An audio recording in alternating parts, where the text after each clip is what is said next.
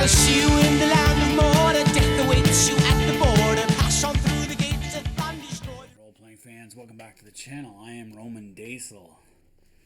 Today we're going to be looking at a source book from the second edition. This is 2010 of the series.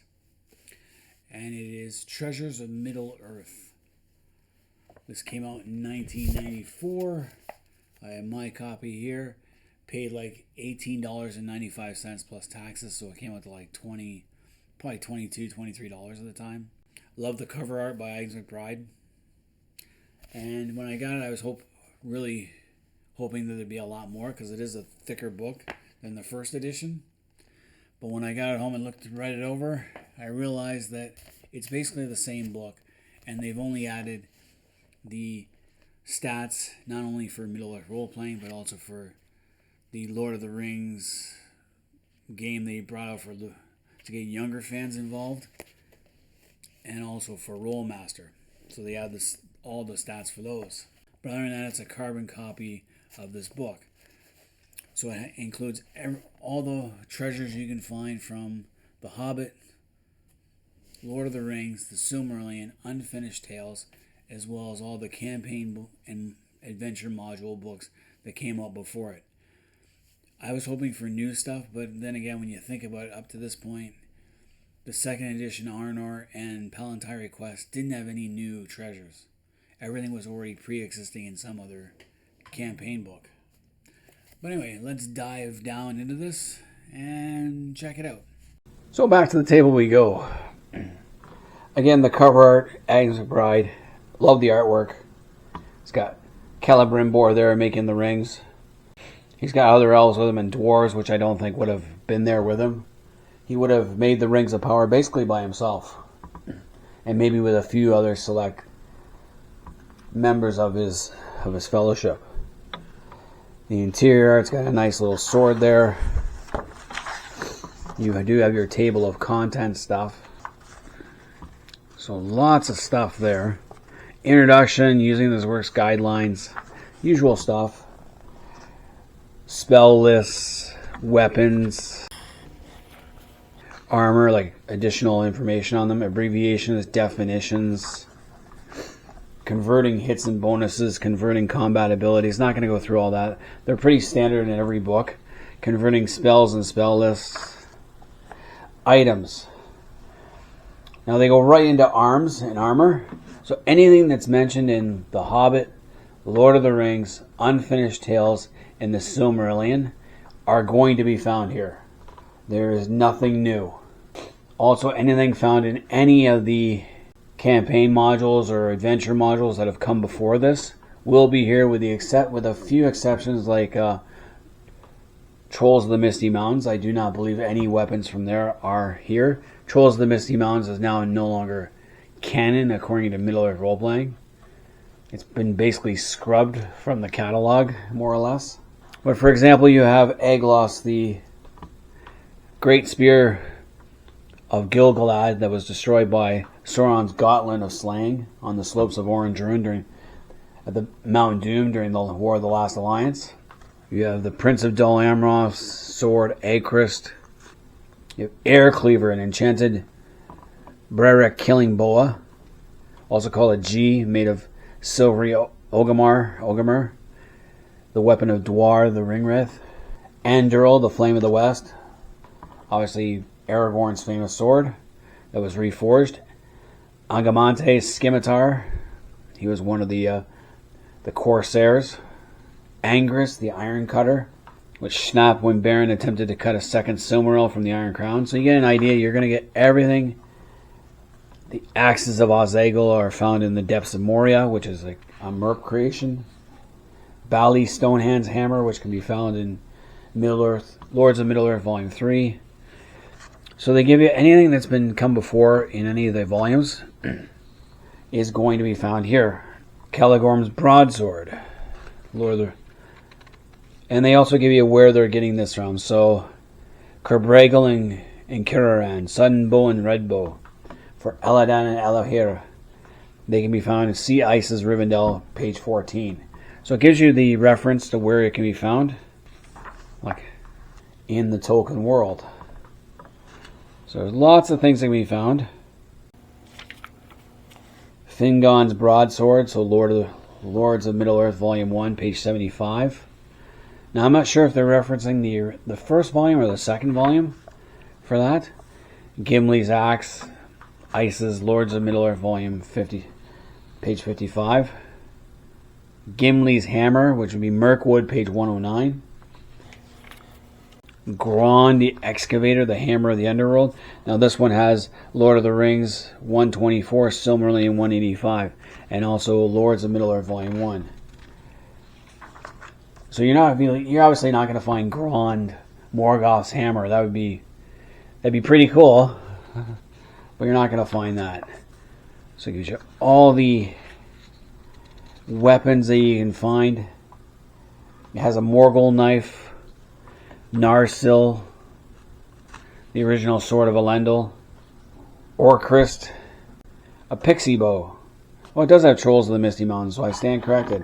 They have a pixie bow, and it's from Trolls of the Misty Mountains, page 26. I didn't think they included this. I wasn't totally sure. They also have Peregrine's Dagger of Western East, and so much more cool stuff. Most of this belongs to heroes that you might be able to come across, and so forth. And then they go into armor.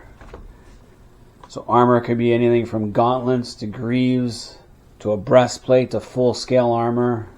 And I'll give you what it's like. Shields, bracers, the black scale, Sauron's scale armor forged of black dragon skin.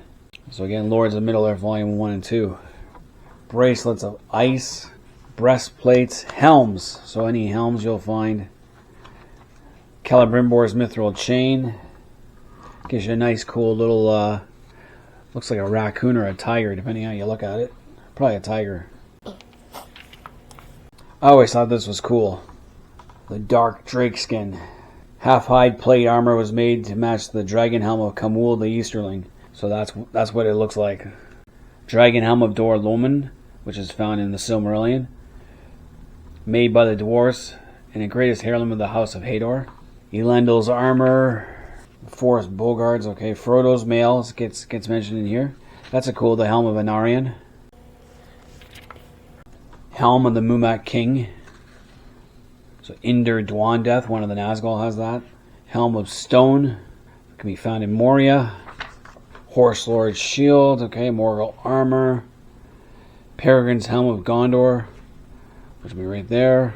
7 helms of the King for the Durin's line. Okay. Rat gauntlets, which can be found in Pirates of Pelargir. Okay.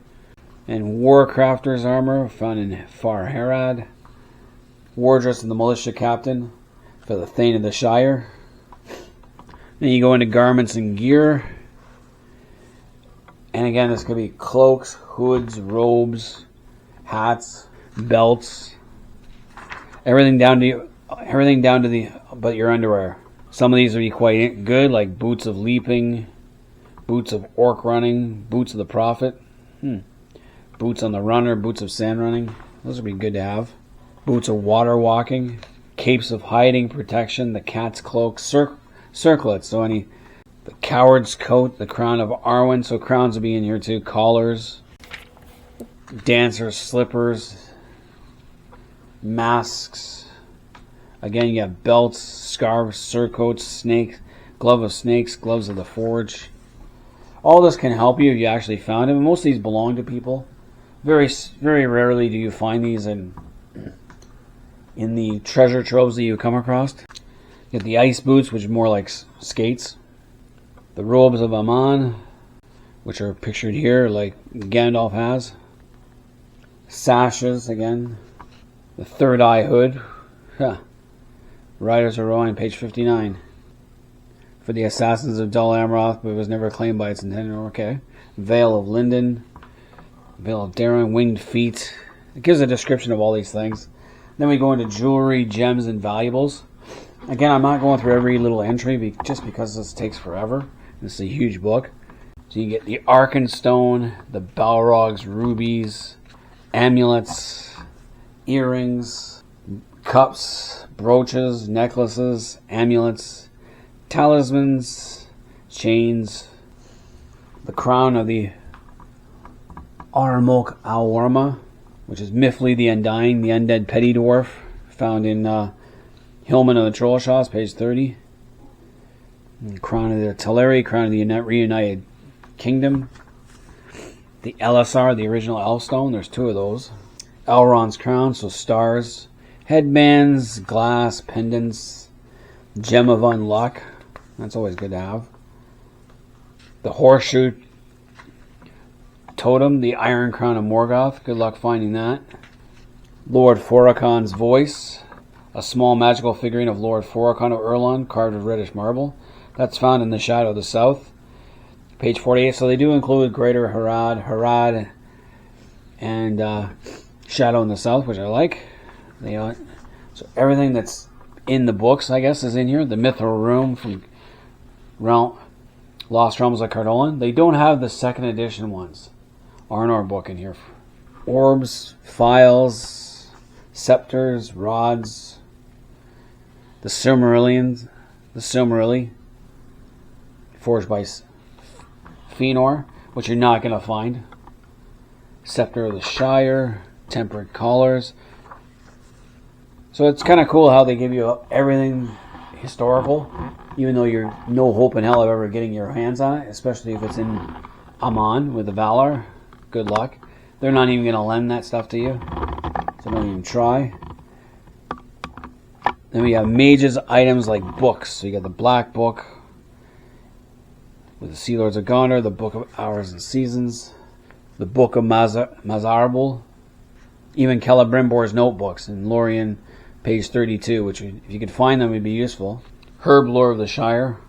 Obviously you're going to find the Red Book of the Westmarch, the Thane's Book. Then we go to food, elixirs, and entdraughts. Fishberry wine, I don't know how good that would taste. The Gourmet's Candle, a herb draught, nightcap, nut draught, potion of changing, something special there. Scrying devices, so lenses, magic crystals. The Mirror of Galadriel is probably the most famous. Mirror of Merith. I remember in The Hobbit, the movie, Elrond had something that could see moon runes. So you have the Orbs of the Seven Stars, the Palantiri, which are obviously the most famous of this, with the Mirror of Galadriel in Lord of the Rings. Staves and staffs, so obviously the 5 wizards each have their own staff, and then other people would have staffs as well. Then you have talismans and miscellany. So an enchanted abode. Shelob, page 30, has Azar's enchanted abode. Okay. Bally Stonehand's lamp, crystal, which is found in Lords of Middle-earth, volume 3. Eyes of the Well, which in Shadow of the South, which Acorahil the Nazgul uses to see. And then finally rings. So you have the Rings of Power, the 1 ring, the 9, the 7, the 3, and it gives their whole history. So we don't really need to go into that. The 3 are well documented, well known in Tolkien universe. The 9, we know who has them, but not much is known about them. The 7, not all of them are accounted for. Lesser rings, you got Saruman's lesser ring of power that he made. And then, for some reason, Middle of Role-Playing puts a lot of rings in this thing. There seem to be rings of power that are handed out like candy, like lesser ones, which I don't think happened. The Ring of Bearer is one of the more famous ones. And they all do various things. Tools and trappings, so bridalware. I don't know who'd want bridalware. That's in Trolls of Misty Mountains. Lockpicks, compasses, crucibles, forked pen, trinkets, weaves, satchels, skeleton key, which would be good for getting into things. So you have to go to the creators: Eru and the Anyar, the Valar, the Maiar, the Astari. So anything they created gives a description. The Free Peoples, obviously the dwarves are probably the biggest creators. Them and the elves. Celebrimbor at the gates. I like that picture. It's a pretty cool picture. The Ents and their draughts. The Hobbits and their gardening. Men. The great enemies of Morgoth, what he created. Sauron as Lord of the Rings. Servants in Darkness, so the demons. Nazgul, orcs. Materials. Oh, you got trolls too, sorry. Materials, and you're going into the actual what you can make things with. Gems. So diamonds, emeralds, land, which is like volcanic glass. You know, your typical other gems. Herbs and poisons. So anything special there. Gives a whole list of that. But with these, it doesn't really give where they're finding this stuff. It's not in any particular book, though they're probably listed there. Like rose trees, for example, are everywhere. So then we go into metals. Celebre silver, Celebre burning silver, Aog, Galvorn, Gregora, Mal, which is gold, Mithril, which is one of the more famous ones. Finally, stones, gazing stones, fire rock, Neuron. Okay, woods. So you can use woods as treasure. Some woods are like mahogany, are very expensive. Oak trees are definitely good for building ships. Yew trees are definitely good for bows. And then enchanted materials, so dragons, so their skin. Dragon skin is obviously a good thing. Now, finally, we go to generating treasures. Treasure classifications. There's going to be gems and jewelry, money, normal equipment, light equipment, bonus spell items, items with non-magic bonuses, or items with magic bonuses. And it gives you an idea of what the item characteristics are. If it's rune, paper, potion, single use, daily item, wand, rod, staff, constant item. So you get a wealth and treasure size chart. You make a roll. If you get 100, you can get 9 composition rolls. And then you go, so you roll again. If you roll 100 again, you get like gems worth 10 gold pieces, jewelry worth 25, jewelry, again, depending on the relative richness of the hoard. Generating random treasures, so a magic item in your treasure thing, and what kind of bonuses they give. Magic items capabilities, additional magic item stuff.